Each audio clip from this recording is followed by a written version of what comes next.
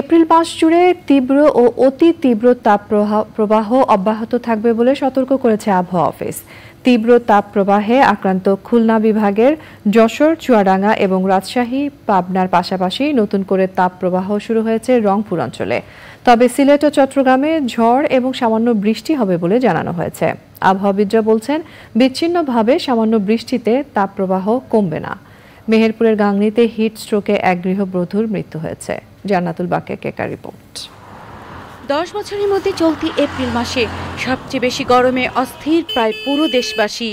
চলতি মাসের শুরুতেই মাঝারি থেকে তীব্র এবং গত কদিন অতি তীব্র তাপপ্রবাহের কবলে পড়েছে দেশের 2/3 লোকজন বেড়াচ্ছি না এই গরমে।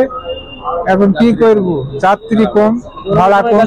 এত পরিমাণ তাপমাত্রা যে গা হাত পা পুরো জ্বালা পোড়া শুরু হয়ে গেছে। প্রচন্ড গরম যে গাড়ি চালাবো এক টিপেই শরীর যাচ্ছে এলে আর কোনো কিছু আরেকবার যাবো আর নিজের দেহের ভিতরে শান্তি পাচ্ছে নিতে, আর ভাড়া মারবো কিভাবে।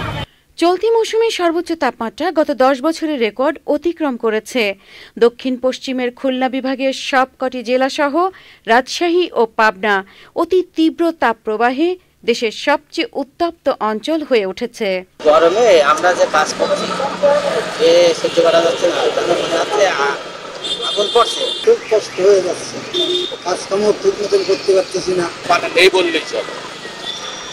অনেকের বাড়ি সাবমার্শাল আছে, ওই জায়গা থেকে পানি মিশে মাপা পানির মতো আনতে হচ্ছে।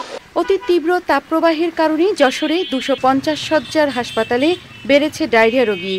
প্রখর রোদ ও গরম উপেক্ষা করে জীবিকার তাগিদে বের হয়ে বিপাকে পড়ছেন শ্রমজীবী ও খেটে খাওয়া দরিদ্র মানুষ। মেহেরপুরে হিট স্ট্রোকে একজনের মৃত্যু হয়েছে।